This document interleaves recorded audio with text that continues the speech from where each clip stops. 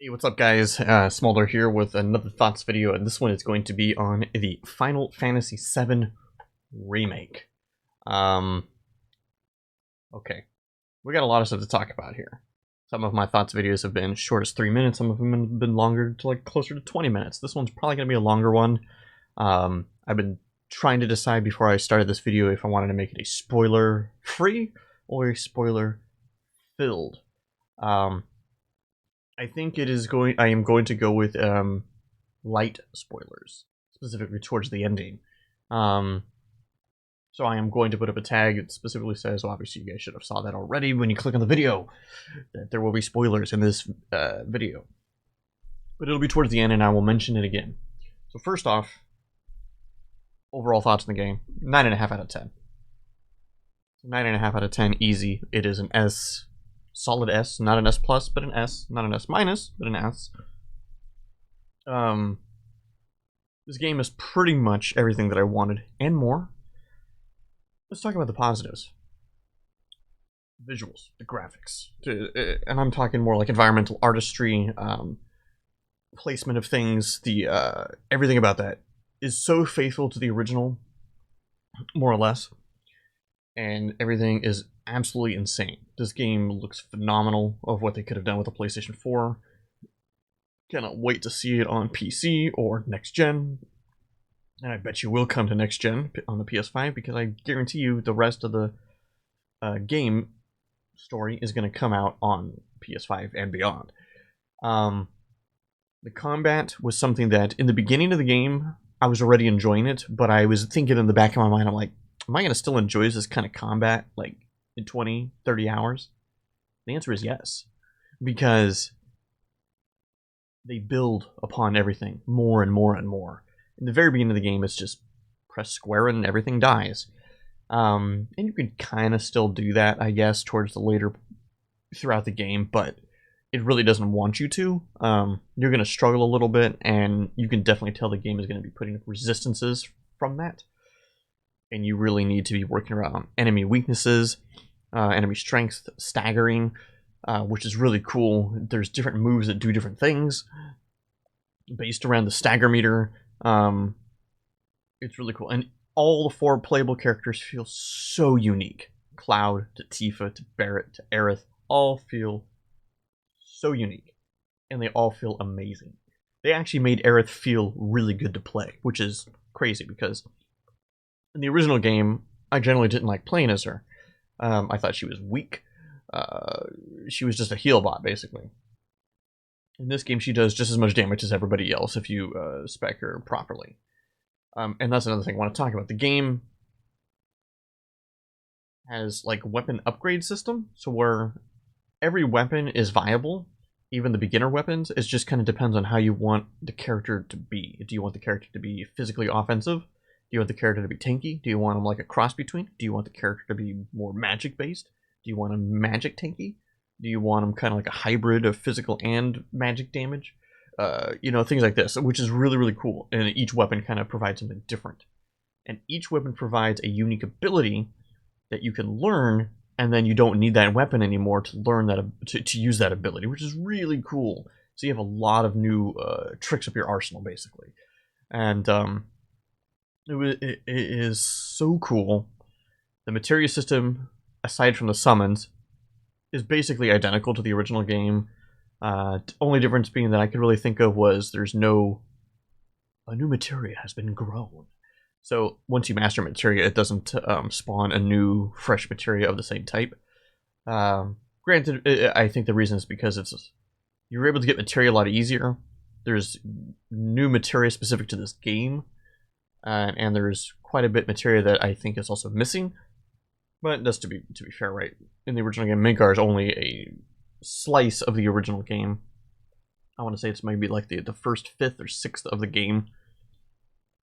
So they added a lot new material that's not in the original game, things like auto cure, which is to make sense because in this game, so in the combat, you can't set the characters that you're not using to automatically cast certain spells or heals or things like that. The only thing they're going to do is auto attack. And the reason behind that, and this could be a little frustrating in the beginning because you're like, other games that have real-time combat or whatever do this. You know, you can set up gambits or something like this, Final Fantasy 12, for example. But the game wants you to play everybody. It wants you to kind of like do commands with Cloud, and then once those commands with the ATB meter are filled up, and you used up the ATB meter, switch to another character. Because when the character that you're controlling is their ATB meter will fill up drastically faster than the other characters that you're not controlling. So the game really wants you to constantly cycle through all the characters in your party, which I actually found to be really fun. It made the combat feel fresh, and when things flowed together, especially when you're actually doing like special moves and they're comboing together, it's working on enemies. It's just like, yes, it feels really, really good. The summon system, I think what they did and how they changed it actually makes a lot of sense for this game. So, in a more broad sense, the game did make some changes from the original, and I think some of the reasoning is because they kind of had to. It wouldn't work from the original game is an old, 1997 PlayStation 1 game, more isometric view, more or less, and this game is a fully realized 3D world.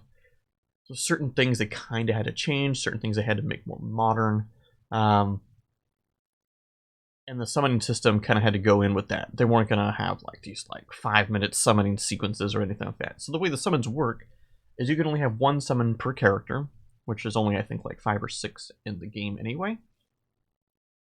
So that's okay. One of them being a pre-order DLC content.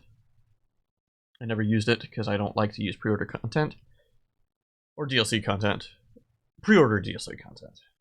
So the way it works is you can equip one summon to the character, and each one gives kind of like different type of unique stats when they're equipped. And you summon them basically as an additional member to your party. And you use your ATB meter to use their special abilities. They have each summon has 2 abilities, and they have this like meter. This basically it's a timer, basically, except it's in like a meter form. And then once the meter runs out, then they do their their ultimate ability. So like Ifrit's the first summon you're gonna get, and when you summon him, he does like regular like physical attacks, like you'll punch him, dash at him, things like that. And if you use their ability, he has a move called Radiant Bloom, and he has a move called I want to say Cyclone something. One of the moves basically throws this big fire tornado on him, and the other one he kind of does a dive kick, like fire dive kick. And then when he finally leaves, he does Hellfire, which is what he's known for. His move, that's his signature move. Same thing with Shiva. When Shiva will do that, she's got like this heavenly spike and icicle something, and then when she leaves by doing Diamond Dust. I think it's really cool. The only thing that I did find it was a little interesting at first is that you could only use them in fights that the game kind of deems necessary to use summons. So you're never going to be able to summon summons during like chump fights. It's generally going to be for boss fights or fights that were the game's designed to make them challenging. Which is fine though. I mean, it's totally fine. I mean, I'm having a blast slicing things up as Cloud, or beating him up as Tifa, shooting him down as Barret, blasting him with magic with Aerith. It doesn't matter. It was so good. The voice acting, man. I use the English voice acting, and for the most part, it is top-notch, man. It is absolutely incredible, top-notch quality. The only 2 voices that I didn't really care for as much would be Sephiroth and Aerith. Sephiroth gets a pass, though, because he's not really in the game that much. Spoiler alert, he's actually in the game. Unlike in the original, you never see him in Midgar. You know him as the Man in Black. The first time you actually see him in the original game is when Cloud is retelling his past, or Zack's past, when they all meet up in Calm, the first little town after Midgar. Because they're like, what's the story? What's going on here? Who is Sephiroth? All this kind of stuff. So we see Sephiroth in the past. The first time I think we see him for real is on the ship from Juno to Costa del Sol, because that's when you fight Genova for the first time. Yeah. We see Sephiroth here, and I already forgot what my original train of thought was as to why I brought up Sephiroth. But I was talking about, oh yeah, the voice acting.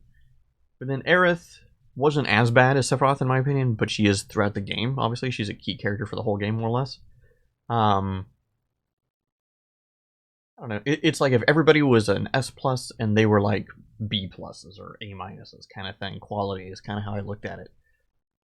Fun fact though, the guy who voices Sephiroth, the English version, is the guy who's playing Superman in the CW Supergirl show, which is kind of interesting. Very strange. Yeah, voice acting is fantastic. All the character building that they did, especially with characters that were either very minor in the original or brand new characters in the game that did not exist in the original game. They kind of made some new side characters that are kind of throughout the game, which is pretty cool.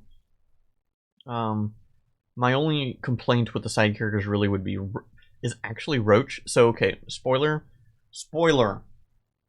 okay, spoiler hands.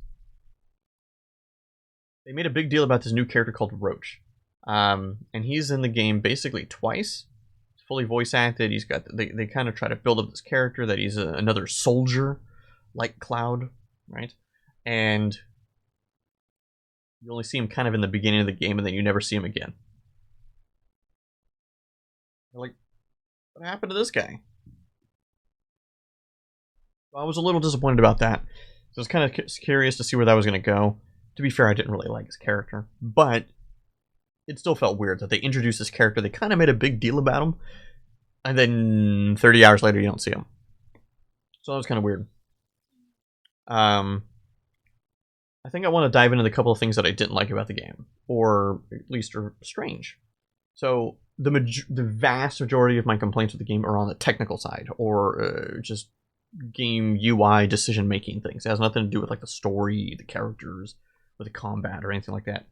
So the first thing that comes to mind for me is when you're out of combat, you can't go into the menu and go to items or magic and use them. You have to use them while you're in the game, like moving around and go to the animation. You can kind of queue up really fast, but the character has to go through the animation of the spell, the item. In all the other Final Fantasies, you can always go into the menu and then you can do it really fast. It's like potion, click, click, click, click, click, click, click, click, click. In this game, you gotta do click, potion, click, potion, or whatever. That was kind of bothersome. I kind of just got used to it, but kind of like halfway through the game, it's like, all right, whatever. It's just what the game is. But it is kind of interesting in a sense. Like there's a whole menus when you go to the menu, open the menu, you get all your tabs. There's one for magic, so you can see all the magic you have on each character. Why do I even need that screen if I know that when I'm looking at the materia screen that's equipped to everybody? I clearly know what all their magic is at that point. So I thought that was a little weird, a little awkward, I guess, in a sense, but, you know, it is what it is. I felt like so this is really early on in the game, so spoilers, but this happens pretty early in the game. The game kind of forces you to do side quests a little bit, and it's the only time they really do, is because they're just introducing that there are side quests in the game, so watch out and look out for these guys, but it kind of makes you do a couple. It felt very forced and superfluous, is that the word? Where it's like, they just didn't matter. They didn't add anything to the game other than the fact that because the game made me do it. So that kind of felt, I don't know. Yeah, but you know, all right.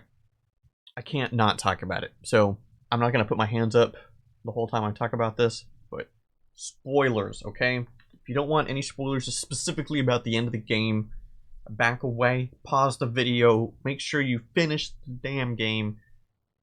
Okay? Okay. Here we go. For the first 95% of the game, this game is super faithful to the original game.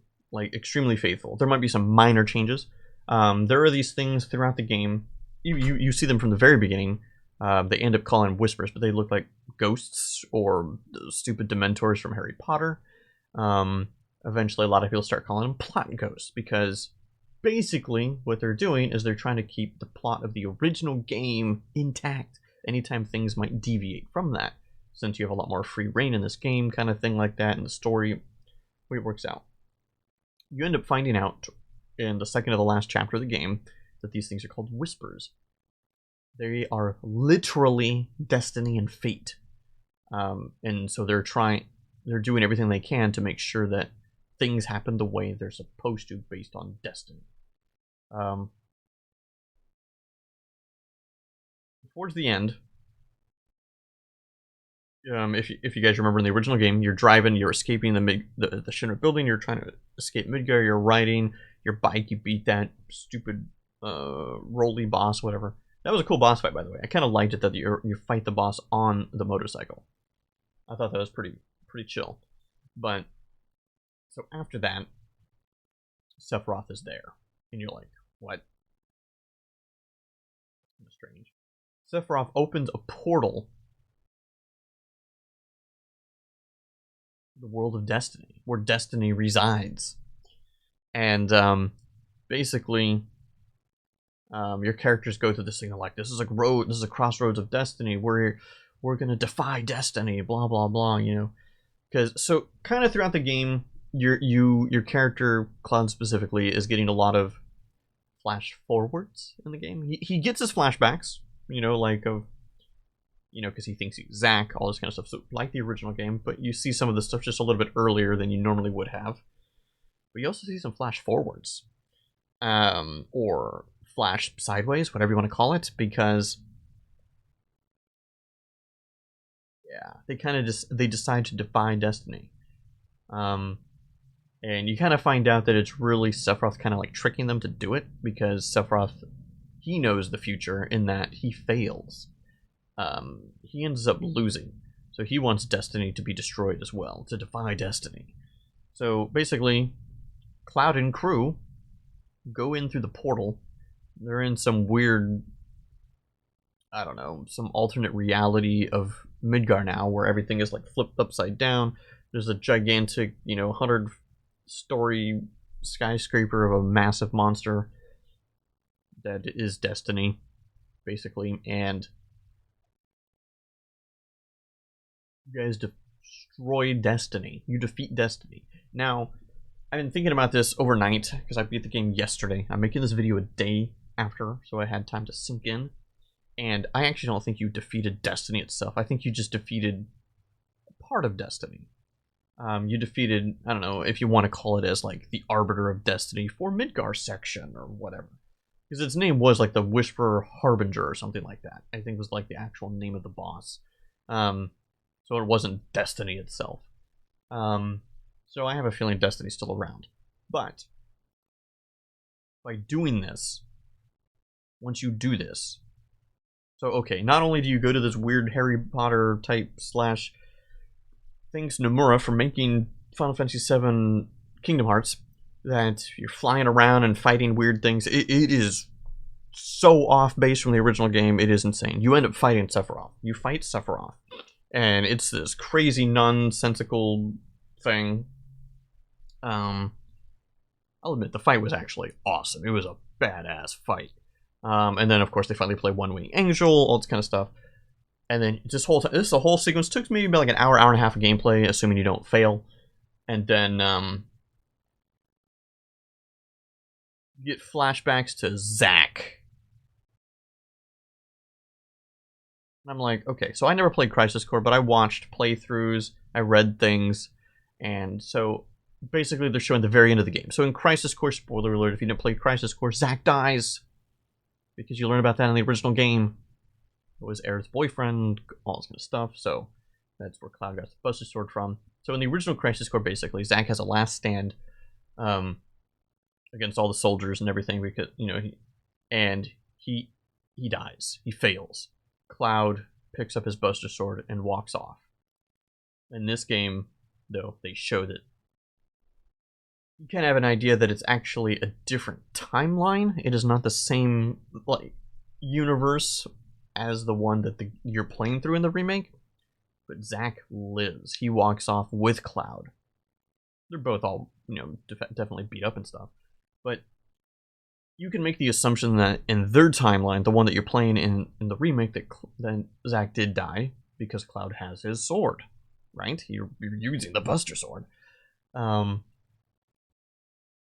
I think so what they're trying to show, basically, is that by defeating Destiny, or at least a huge chunk of it, that they've changed the fates of what's going on, right? In that timeline, Zack lived. Biggs lives. Wedge lived initially in the game, so when you have that huge section, right, there's a big plot point in the original game when the Sector 7 plate falls.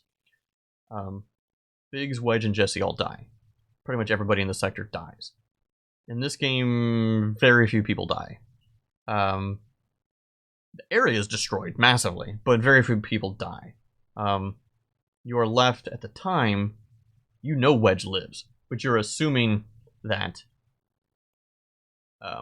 Biggs and Jesse actually died.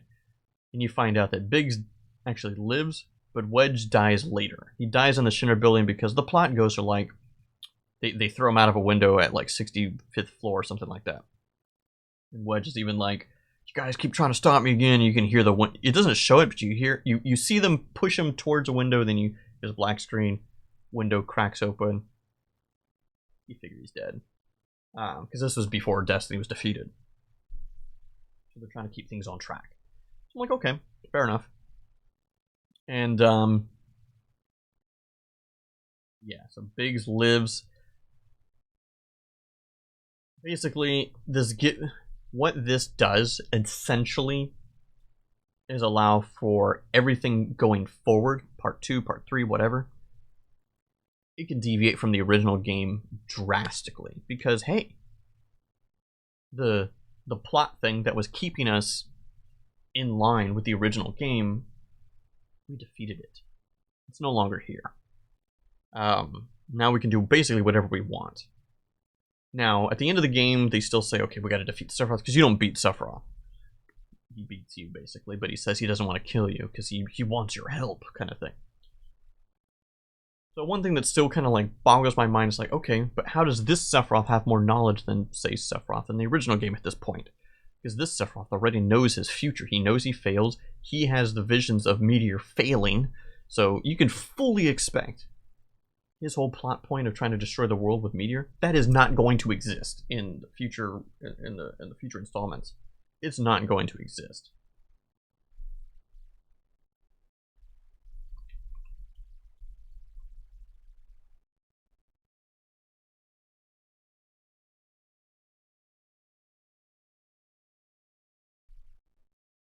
Alright, had to write and comment on something really quick, but yeah, man, like, it's very, very strange. So I'm mainly just hoping, this is hope, is that either A, Destiny still plays a big part. Okay, so what I'm really hoping is that you didn't beat Destiny itself. You just defeated a big chunk of Destiny in the Midgar area. Destiny's still going to be around throughout the whole game. I'm just going to try to keep things on track. But maybe smaller plot points, certain things might be different. But the overarching big key points of the original are still going to maintain intact because they're so crucial and important to the story that you just can't escape Destiny, right? That's what I'm hoping. Such as things like the Gold Saucer, or, going to Coral, Barrett's story, fighting Dyne, or Aerith. I honestly still hope Aerith dies. As sad as that is, a lot of people are speculating that Aerith is now going to live. I hope she still dies. Temple of the Ancients, all that stuff. Dude, Cloud giving the black materia over to Sephiroth. But see, here's the thing, though. He's not going to summon Meteor. There's no reason for him to summon Meteor, because he knows it fails. So it's really hard to say what's going to happen next. I think, while this remake was like 95%, maybe even more, faithful to the original in terms of how everything unfolds, basically it doesn't really change until the end, like majorly, that I think the ones going forward are going to be very different. I think you can expect these games to be drastically different. I'm just hoping that they're going to still maintain similarities in like major key points, or at least that they do them in a way that it still represents the same thing. That's a thing that I'm hoping. But yeah, man, there's so much I can talk about this for a long time, and I eventually will make more videos when the other parts come out. Because the game did say, so that's another thing. When you beat the game, it says the undiscovered journey will continue. Undiscovered. I think they're trying to tell us that going forward, it's not going to be what we expect it to be. So, like, that's why I'm saying, like, I truly believe going forward, the next installments are going to be very different from the original. Might have some of the same world, same characters, kind of thing, but I think it's going to be quite different overall. Just with the overarching story that we gotta stop Sephiroth and save the planet, because that's what they're still saying at the end of the game once you defeat Destiny. So that overarching plot is still a thing. Yeah. But these are my thoughts on this 7 remake. 9.5 out of 10. Everything about it was still fantastic. Just because it deviated from the story doesn't mean I didn't not like it. It was still a lot of fun. Yeah. Anyways, thanks you guys for watching. Feel free to hit the subscribe button down below, wherever that is. I do try to post thoughts videos on every game that I finish. I'm sometimes a little late uploading them, but yeah, every time I finish a game, I'll be posting a thoughts video on these games. Anyways, guys, catch you guys next time for the next video.